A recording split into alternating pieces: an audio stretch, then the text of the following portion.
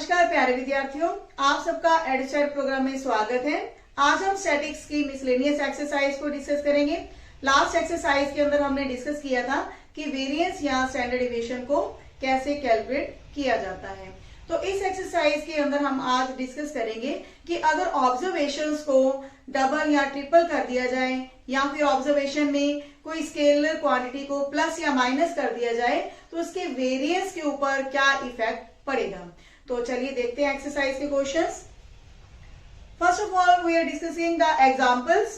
Example number 15 is the variance of 20 observations is 5। अब हमारे पास क्या दिया हुआ है, number of observations are 20, variance is given 5.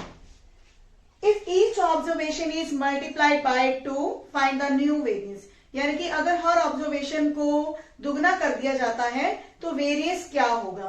तो हमारे पास वेरिएंस का फॉर्मूला क्या है, 1/n sigma xi minus mean square. यहाँ पर i की वैल्यू क्या है, 1 से लेकर 20 तक। यहाँ हम कैपिटल N भी लिख सकते हैं। तो n की वैल्यू हमारे पास 20 है, ये हमारे पास डेविएशंस का स्क्वायर होता है। तो xi minus mean square is equal to 5। This implies sigma xi minus mean square will be equal to 100। जब हम 20 को क्रॉस मल्टीप्लाई करेंगे 5 के साथ तो ये वैल्यू क्या हो जाएगी, 100। तो ये हमारे पास क्या है, xi माइनस मीन स्क्वायर और उनका सम। तो ये हमारे पास एक इक्वेशन बन जाती है। अब हम वो ऑब्जर्वेशंस लेते हैं जो पहली ऑब्जर्वेशंस का दुगना है, यानी कि y1 क्या है, 2 टाइम्स x1 है।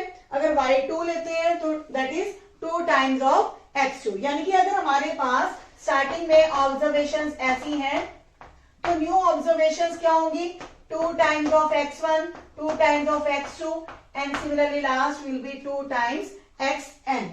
और इन ऑब्जर्वेशन को हमने क्या एज्यूम किया, y1, y2 up till yn। तो यहाँ पर yi's क्या होंगे हमारे पास, 2 टाइम्स ऑफ xi। यानी कि पहली जो हमारी ऑब्जर्वेशंस हैं उनको हमने 2 से मल्टीप्लाई किया। तो अब हमारे पास जो न्यू ऑब्जर्वेशंस हैं उनका मीन क्या होगा। मीन फॉर्मूला हमें पता है, सभी ऑब्जर्वेशन को हम ऐड करते हैं divide by number of observations. लेकिन यहाँ पर yi की वैल्यूज क्या है, 2 टाइम्स ऑफ xi। तो 2 यहां से हम कॉमन निकाल सकते हैं क्योंकि हर ऑब्जर्वेशन के साथ मल्टीप्लाई में है। तो this will be sigma xi divide by n। अब क्योंकि ये हमारा पुराना मीन है that is 2 times of x बार, तो ये हमारा ओल्ड मीन ही है। तो यानी कि हम ये कह सकते हैं कि जो न्यू मीन हमारे पास आया है वो पहले मीन का क्या है, दुगना है। अब हमने क्या कैलकुलेट करना है, वेरिएंस को। Now new variance, new variance formula is sigma yi minus mean square divide by n। Number of observation हमारी क्या है, 1 से लेकर 20 तक। तो यहाँ yi की वैल्यू क्या है, that is 2 times of xi, ये हमने यहां पर ले लिया था, माइनस में मीन जो हमारे पास न्यू है वो किसके इक्वल है, 2 times of x bar square divide by n। तो ये हमारे पास यहाँ पे 2, यहां पर भी 2 है, 2 कॉमन है दोनों में। तो जब 2 का ऊपर हमारे पास स्क्वायर भी है तो 2 स्क्वायर हम कॉमन ले सकते हैं पूरी सीक्वेंस में से। तो यहाँ हमारे पास आएगा xi minus mean square divide by n। तो यहाँ हमारे पास 4 इंटू, अब ये हमारे पास क्या है, दिस इज द, या फिर यहां से वैल्यू भी कैलकुलेट लिख सकते हैं, 100 divide by number of observation कितनी थी, 20। और ये भी कह सकते हैं कि ये हमारा पुराना वेरिएंस है और वेरिएंस की वैल्यू कितनी थी हमारे पास, 5। तो 4 इंटू 5 वो वैल्यू हमारे पास क्या आ जाती है, देखिए इनको कैलकुलेट कर सकते हैं आप। तो that is will be equal to 20। तो न्यू वेरिएंस हमारे पास क्या होगा, इक्वल टू 20। एक रिजल्ट हम यहां से डिडक्ट कर सकते हैं, जैसे कि आपने देखा यहां पर हमारे पास जो न्यू वेरिएंस आया है वो कैलकुलेट होकर क्या आया, 4 इंटू ओल्ड वेरिएंस, और 4 क्या है, दैट इज 2 स्क्वायर। तो यहां 2 की बजाय हम के स्क्वायर ले रहे हैं, के स्क्वायर इंटू ओल्ड वेरिएंस। ये कब होगा, इफ वाई आई क्या है, के टाइम्स ऑफ एक्स आई, यानी कि अगर हमारे पास कोई ऑब्जर्वेशन जो दी हुई है उनको किसी स्केलर वैल्यू से हम मल्टीप्लाई कर देते हैं तो वेरिएंस के ऊपर क्या इफेक्ट होगा, तो variance, new variance will be equal to K square, K square times हो जाता है ओल्ड वेरिएंस का। तो एक तरह से ये हमारे पास एक रिजल्ट बन जाता है। Next example is the mean of 5 observations is 4.4 and their variance is 8.24. If 3 of the observations are given, find the other 2 observations. यानी कि अब हमारे पास इस क्वेश्चन के अंदर 5 ऑब्जर्वेशन में से 3 ऑब्जर्वेशन हमें दे दी गई है और उसका मीन और वेरिएंस भी दिया गया है और हमने क्या कैलकुलेट करना है, 2 ऑब्जर्वेशंस को। 17 question, number of terms are 5 और मीन हमारे पास है 4.4 और उनका वेरिएंस क्या है 8.24। तो हम एज्यूम कर लेते हैं लेट द टर्म्स या ऑब्जर्वेशंस विल बी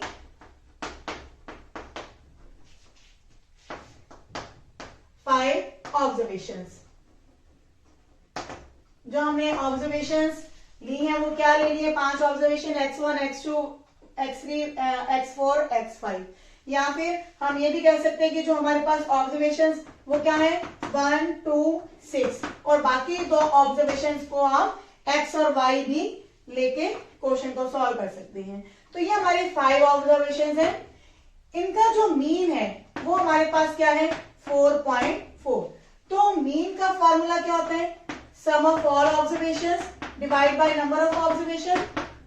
तो नंबर यहां पर सम ऑफ ऑब्जर्वेशन में हम क्या लेंगे 1 plus 2 plus 6 plus x plus y। Number of observation कितनी है 5। तो यहां से हमारे पास एक इक्वेशन बन जाएगी और 5 से हम क्रॉस मल्टीप्लाई करेंगे 4.4 को, तो इनका सम हमारे पास आएगा 9 plus x plus y will be equal to 22। तो x प्लस y की वैल्यू क्या आ जाएगी 22 minus 9 that is equal to 13। ये हमारी एक फर्स्ट इक्वेशन बन चुकी है जिसमें हमें पता चल गया कि 2 जो ऑब्जर्वेशन हमने फाइंड आउट करनी है उनका सम क्या है 13। तो सेकेंड इक्वेशन हमारी वेरिएंस से बनेगी। वेरिएंस हमारे पास क्या है 8.24। तो वेरिएंस का हम फॉर्मूला लगाने जा रहे हैं xi minus mean square divide by n that is equal to 8.24। n को हम क्रॉस मल्टीप्लाई कर देंगे 8.24 के साथ, तो 8.24 इंटू m की वैल्यू हमारे पास कितनी है 5। तो ये वैल्यू जब मल्टीप्लाई हो जाएगी इसके साथ तो यहाँ पे हमारे पास वैल्यू क्या बनेगी 41.20। तो यहाँ पर अब हमारे पास क्या बचेगा डेविएशंस के स्क्वायर का सम। अब डेविएशन हम कैसे कैलकुलेट करते हैं, डेविएशंस क्या होती है जो xi टर्म्स हैं उनमें से हमने क्या माइनस करना है मीन। तो मीन हमारे पास ऑलरेडी गिवन है 4.4। तो हमारे पास जो ऑब्जर्वेशन है 1, 2, 6 x एंड y, इन सभी टर्म्स में से हम क्या घटाएंगे 4.4 को, यानी कि जब हम 1 में से सब्ट्रैक्ट करेंगे 4.4 तो वैल्यू हमारे पास क्या आएगी 3.4 और उसका स्क्वायर, क्योंकि हमने डेविएशन का स्क्वायर लेना है, डेविएशन के स्क्वायर का सम। तो 3.4 का स्क्वायर। इसी प्रकार जब हम 2 में से ये मीन घटा देते हैं तो हमारे पास आएगा 2.4 स्क्वायर प्लस, और जब हम 6 में से घटाएंगे it will be 1.6 square plus, और x और y में से भी हमने घटाना है 4.4 को। तो आगे हमारी इक्वेशन क्या बनेगी, हमें स्क्वायर्स को ओपन करना है और कैलकुलेट करना है। तो 3.4 का जो स्क्वायर है वो वैल्यू हमारे पास आ रही है 11.56 प्लस में 2.4 का स्क्वायर होगा 5.76, 1.6 का स्क्वायर 2.56 प्लस यहां से हमारे पास टर्म्स बनेगी एक्स स्क्वायर माइनस में 4.4 2 टाइम्स हो जाएगा तो यहाँ पे आएंगे 8.8x प्लस में 4.4 का स्क्वायर, क्योंकि 4.4 का स्क्वायर यहां से भी निकलेगा तो ये हो जाएगा 2 टाइम्स प्लस में y square minus 8.8 y and it is equal to 41.2, क्योंकि हमारे राइट हैंड साइड पे वैल्यू क्या है 41.2। नाउ दिस इंप्लाइज, अब यहाँ पे हमारे पास क्या है x square plus y square, इन दोनों में से हम 8.8 को कॉमन ले सकते हैं x plus y. Now all the values जो हमारे पास लेफ्ट हैंड साइड पर पड़ी हैं, जब हमारे पास राइट हैंड साइड पर जाएंगी तो वो सब्ट्रैक्ट हो जाएंगी, तो वो वैल्यूज क्या होंगी, ये सारी वैल्यूज जो है 11.56 माइनस में 5.76 माइनस 2.56 प्लस 2 टाइम्स 4.4 का स्क्वायर, ये भी हमारे पास क्या आएगा x square plus y square minus में 8.8, एक्स प्लस वाई की वैल्यू हमारे पास क्या है, ये हमने यहां पर कैलकुलेट की थी 13। तो उसके बाद हमारे पास जो राइट हैंड साइड पर क्वांटिटी है ये वैल्यू उधर जाके प्लस हो जाएगी, तो फाइनली हमारे पास आएगा x square plus y square equal to 97।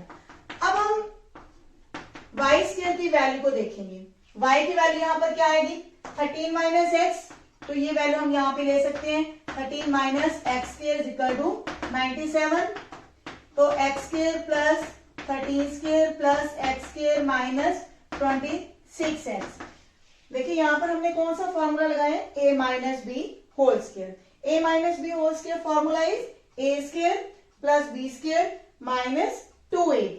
तो यहां से हमारे पास एक इक्वेशन बन जाती है 2x स्क्वायर माइनस 26x प्लस 169 माइनस 97 इज इक्वल टू 0। तो 2x स्क्वायर माइनस 26x, 169 में से जब 97 को सब्ट्रैक्ट करेंगे तो हमारे पास आएगा 72। पूरी इक्वेशन को 2 से डिवाइड कर सकते हैं, तो ये हमारे पास एक क्वाड्रेटिक इक्वेशन है। चाहे तो यहां पर आप एक क्वाड्रेटिक फॉर्मूला लगाकर सॉल्व कर सकते हैं, अदरवाइज आप इसको फैक्टराइज करके भी सॉल्व कर सकते हैं। तो इसके दो फैक्टर बनेंगे हमारे पास, x minus 9 x minus 4 is equal to 0। तो यहां से x की दो वैल्यूज आ जाती है 9 and 4। According to this y values will be 4 and 9, क्योंकि इन दोनों का सम हमारे पास क्या था 13। तो यहाँ जब x की वैल्यू 9 है तो y कितना होगा 4, और जब x की वैल्यू 4 है तो y की वैल्यू क्या होगी 9। तो लास्ट में हमारा जो आंसर है यही आएगा कि जो दो टर्म्स हमने फाइंड आउट करनी थी वो क्या होंगी 4 एंड 9। तो इस तरह से आपने देखा कि जो क्वेश्चन के अंदर हमारे पास 3 ऑब्जर्वेशन दी हुई थी, साथ में मीन और वेरिएंस दिया हुआ था, तो इस क्वेश्चन को हमने 2 इक्वेशन बनाकर सॉल्व किया। तो पहले जो हमारे पास मीन दिया हुआ था उससे एक इक्वेशन बन जाती है x plus y equal to 13। दूसरी इक्वेशन हमने वेरिएंस से निकालनी है, वेरिएंस का फॉर्मूला पे अप्लाई करेंगे sigma xi minus mean whole square, क्योंकि हमारे पास डेविएशंस होते हैं, डेविएशंस का स्क्वायर्स का सम डिवाइड बाय n, क्योंकि मीन होता है डेविएशंस के स्क्वायर्स के सम का। तो जो n है वो वैल्यू हमारे पास 5 है, राइट हैंड साइड पर जाकर 5 मल्टीप्लाई हो जाएगा, तो हमारे पास डेविएशंस के स्क्वायर है। तो डेविएशंस के लिए हम क्या करते हैं कि जो हमारे पास xi टर्म्स है, जो भी ऑब्जर्वेशंस है, उनमें से हमने मीन को सब्ट्रैक्ट करना है। 3 ऑब्जर्वेशन हमारे पास ऑलरेडी गिवन थी, 2 ऑब्जर्वेशन थी हमारे पास x एंड y, तो उसमें से हमने मीन को सब्ट्रैक्ट किया सभी में से, तो उनके स्क्वायर्स लिए, और हमने ये हमारे पास फाइनली क्या है एक इक्वेशन बन जाती है x square plus y square equal to 97। और फिर y की वैल्यू हमने यहां से निकाल ली 13 माइनस एक्स, तो 13 माइनस एक्स स्क्वायर होगा, तो फिर इसको हमने कैलकुलेट किया, एक क्वाड्रेटिक इक्वेशन बन गई। तो इसके 2 फैक्टर हमने बनाए x माइनस 9 x माइनस 4, जहां से x की दो वैल्यूज आ जाती हैं 9 एंड 4, उसी के अकॉर्डिंग y की वैल्यूज आ जाती हैं 4 एंड 9। तो फाइनली हमारे पास डाटा क्या होगा 4 एंड 9। 18 क्वेश्चन में क्या है कि if each of the observations x1, x2, xn is increased by a, where a is the negative or positive number, show that variance remains unchanged। इस क्वेश्चन में हम क्या दिखाएंगे कि अगर हमारे पास जो ऑब्जर्वेशंस हैं उनमें a को ऐड कर दिया जाए, इंक्रीज करना है हमने, मल्टीप्लाई नहीं करना। तो ऑब्जर्वेशन में जब हम a को प्लस कर देते हैं तो जो वेरिएंस है वो अनचेंज रहता है, यानी कि उसमें कोई भी चेंज नहीं आता। तो इस क्वेश्चन को हम सॉल्व करने जा रहे हैं। पहले हमारे पास ऑब्जर्वेशन थी x1, x2 up till xn। तो इसका वेरिएंस हमारे पास क्या था, that is sigma xi minus mean square divide by n। तो मीन का फॉर्मूला क्या होता है हमारे पास, sigma xi divide by n। Clear है। लेकिन अब हमारे पास जो ऑब्जर्वेशन है x1 plus a, x2 plus a up till xn plus a, तो ये हमारे पास क्या है, न्यू ऑब्जर्वेशंस हैं। तो न्यू ऑब्जर्वेशंस को हम एज्यूम कर लेते हैं कि let these are y1, y2, y3 up till yn। तो इनका मीन हमारे पास क्या होगा, sigma yi divide by n। लेकिन जो हर ऑब्जर्वेशन है वो क्या है, xi में a को जोड़ा गया, क्योंकि yi क्या है, xi प्लस a। तो जब हम इनके ऊपर सिग्मा लेंगे, sigma xi plus sigma a divide by n divide by n, क्योंकि n को हमने सेपरेट कर दिया। तो ये हमारा ओल्ड मीन है, this is old mean plus, अब a को कितनी बार ऐड किया गया, n times, n a divide by n a, ये कट जाएंगी। तो जो न्यू मीन है वो हमारे पास क्या आ जाता है, ओल्ड मीन प्लस a। तो यहां से भी एक रिजल्ट हमारा बन जाता है कि अगर सभी ऑब्जर्वेशंस में कुछ क्वांटिटी हम जो प्लस कर देते हैं तो उसका जो मीन है उसमें क्या इफेक्ट पड़ता है, तो मीन भी उतना ही प्लस हो जाएगा। यानी कि a अगर हमने ऐड किया है हर टर्म के अंदर तो मीन में भी उतना ही इंक्रीमेंट होगा। Now what about variance. तो न्यू वेरिएंस के लिए sigma yi minus mean square divide by n।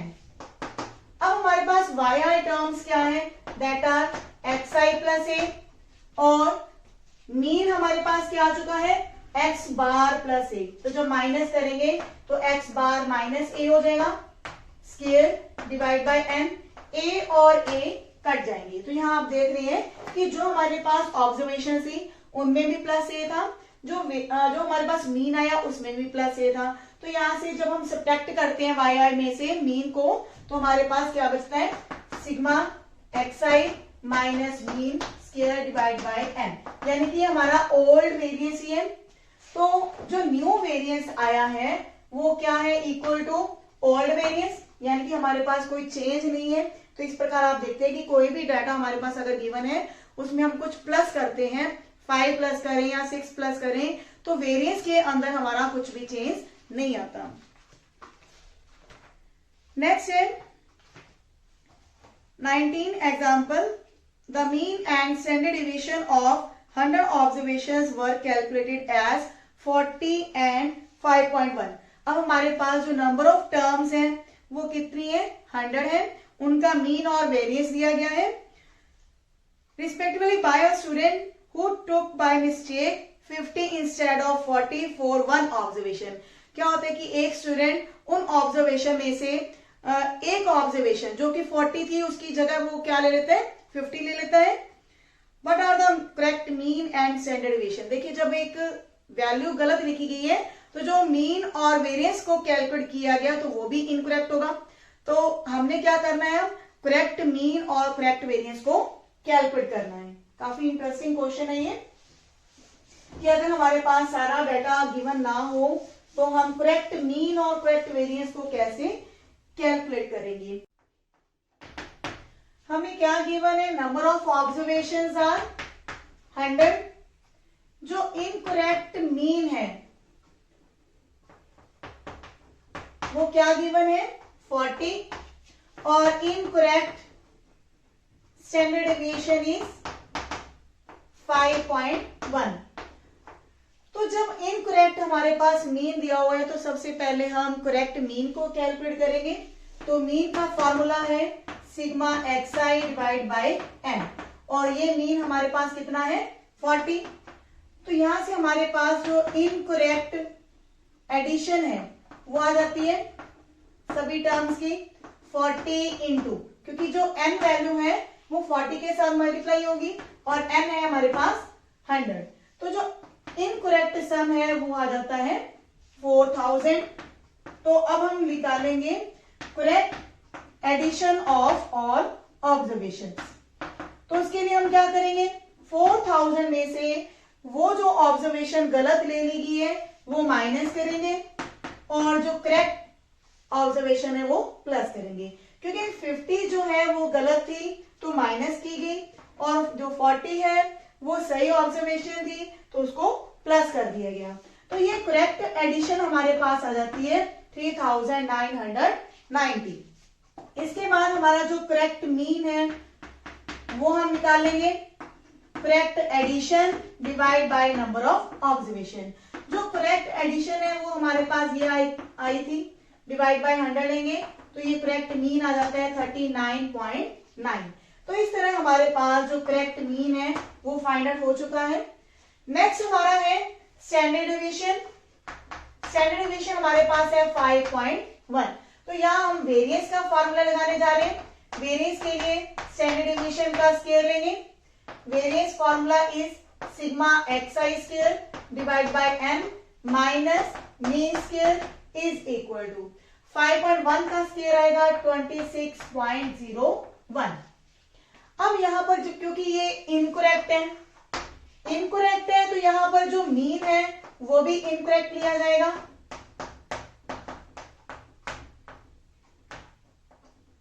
और यहाँ पर जो सिग्मा xi स्क्वायर है वो भी हमारे पास इनकरेक्ट कैलकुलेट होगा, इनकरेक्ट सिग्मा xi स्क्वायर। तो देखिए यहाँ पर ये 1600 आएंगे, 40 का स्क्वायर 1600 इसमें प्लस हो जाएंगे। और क्योंकि इसके डिवीजन में हमारे पास 100 है तो 100 इधर क्रॉस मल्टीप्लाई होंगे तो वह वैल्यू आ जाएगी 162601 और इस तरह से हमारे पास जो है incorrect sigma xi square calculate हो जाते हैं। और सिग्मा xi स्क्वायर हमारे पास जो इनकरेक्ट है इसको हम करेक्ट बनाएंगे, क्योंकि स्टैंडर्ड डेविएशन के लिए ये मेन पार्ट है करेक्ट सिग्मा xi स्क्वायर। उसके लिए क्या होगा, जो इनकरेक्ट हमारे पास वैल्यू थी उसमें से हमने क्या सब्ट्रैक्ट करना है, जो हमारे पास इनकरेक्ट ऑब्जर्वेशन है उसका स्क्वायर माइनस करेंगे और जो करेक्ट ऑब्जर्वेशन है वो उसका स्क्वायर प्लस करेंगे।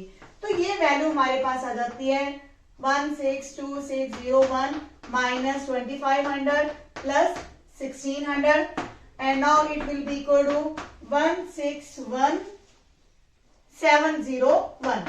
जब हम ये सारा कैलकुलेट करेंगे तो ये वैल्यू हमारे पास ये आ जाती है। Know what is the correct SD, यानी कि जो हमने करेक्ट स्टैंडर्ड डेविएशन कैलकुलेट करना है तो उसके लिए फॉर्मूला हमारा वही रहेगा इन under root sigma xi square divide by n minus mean square. अब हमने क्या करना है कि जो xi स्क्वायर है वो भी करेक्ट लेंगे और जो मीन है वो भी हम करेक्ट फिलअप करेंगे। तो ये वैल्यू हमारे पास आएगी 161701 डिवाइड बाय 100 माइनस मीन की वैल्यू है 39.9 स्क्वायर। जब हम ये सारा कैलकुलेट कर लेते हैं तो ये वैल्यू आ जाती है 25 और 25 का अंडर रूट वैल्यू क्या आ जाती है 5। तो इस तरह से आपने देखा कि कोई भी क्वेश्चन ऐसा हो जिसमें कि किसी ऑब्जर्वेशन को गलत ले लिया जाए तो मीन और जो स्टैंडर्ड डेविएशन है वो गलत कैलकुलेट होते हैं। तो उनको सही करने के लिए क्या किया जाता है, सबसे पहले जो करेक्ट मीन है वो फाइंड आउट होगा। करेक्ट मीन से हम जो स्टैंडर्ड डिवीजन है उसके बाद जो स्टैंडर्ड डिवीजन का फॉर्मूला लगाएंगे, तो सिग्मा एक्सआई स्क्वायर, ये हमारे पास जो इनकरेक्ट था इसको क्या किया जाएगा, करेक्ट बनाया जाएगा। करेक्ट के लिए क्या होता है कि जो इनकरेक्ट हमारी ऑब्जर्वेशन है उसका स्क्वायर माइनस करेंगे और जो करेक्ट है उसका स्क्वायर प्लस करेंगे। तो ये हमारे पास जो correct sigma XI square value calculate हो जाती है। तो करेक्ट एसजी के फॉर्मूले के लिए हमें दो चीजें चाहिए, correct sigma XI square minus के साथ जो है करेक्ट मीन।